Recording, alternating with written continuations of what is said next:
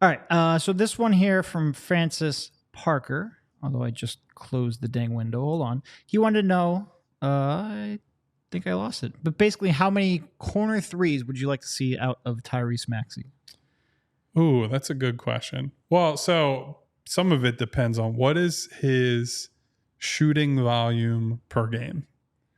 Is he getting up 6 threes a game? Is he getting up 8 threes a game? Is he getting up 10 threes a game? Joel has always wanted those 10. 10 is a lofty number. There aren't that many people. 10 threes from Tyrese Maxey. And I do think it's more reasonable to expect now, given his place in the hierarchy and his ability to work both on and off the ball. Mm-hmm. But I would say 8 is probably the fair number. Would it be out of line to say 1.5 a game from the corner?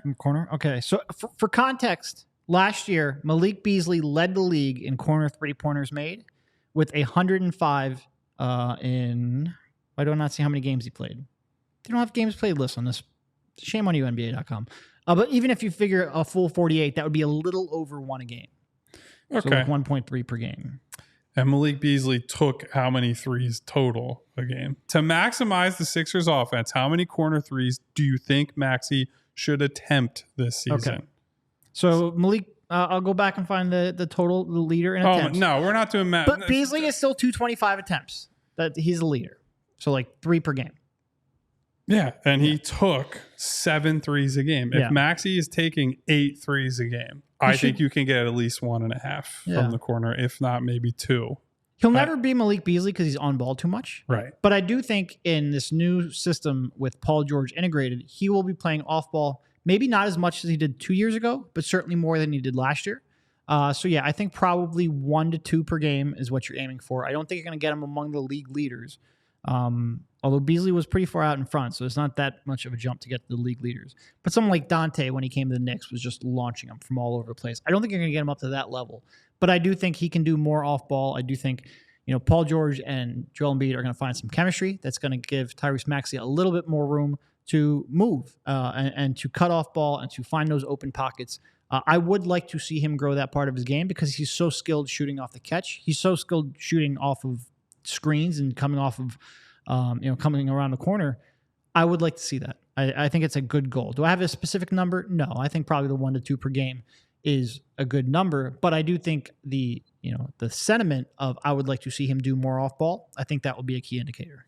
Yeah, I just Paul's comment about Joel at the nail and not wanting him there in his opening presser has been taken as like what it means for Joel, but I think you should think about it more holistically for the team, where it's like they're going to just run a variety of stuff through all 3 of these guys and their role players to the point that every one of these guys should be moving around the floor and you should be tapping into their versatility. Like that's the beauty of getting Paul George on the floor, is that you can ask him to do a lot of things. You can ask him to run some offense, not necessarily as the point guard, but the guy, at the point of attack initiating the offense. You can stick him in the corner and use him as an off-ball catch and shoot, spot up type of weapon.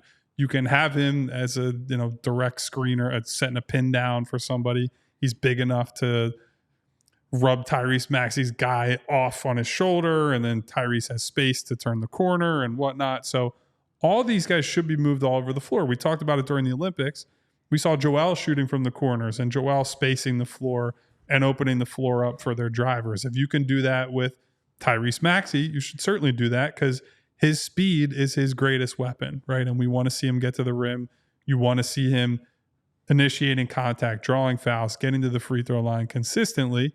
And so that will require some possessions where it's the opposite, where Joel and Paul are just spacing out and you're clearing out in order to get Tyrese this open runway in front of him. So I want to see Tyrese in every possible action. I think what we've seen up to this point is that he can play in that the small shooting guard role, right? Like he played off of James Harden and was just bombing away from the second that he joined the team and was comfortable in that role.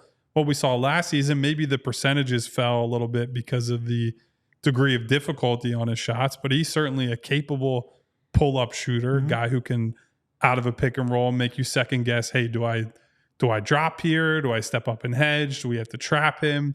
And so he has defenses fearing him no matter what he's doing, no matter what action he's running.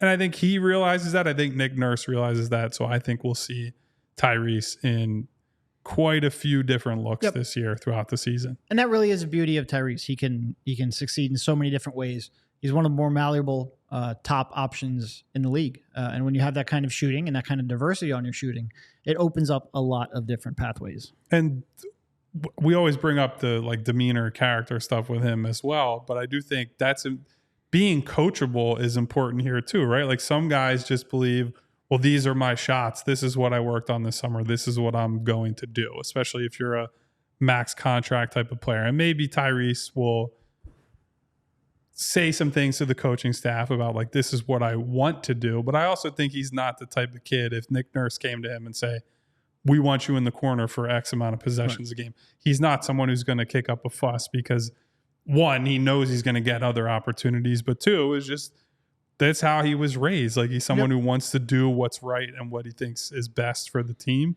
Saw it with the Doc Rivers benching stuff, right? Like that's the best example. And not only that, but Doc Rivers could freaking lie about whose idea it was, and Tyrese Maxey still stayed quiet about it. So yeah, I think Tyrese will do whatever is required or whatever is asked of him. And I think he trusts Nick enough that no matter what his shot profile looks like, he'll get on board with it. Agreed. We all silly like the mayor.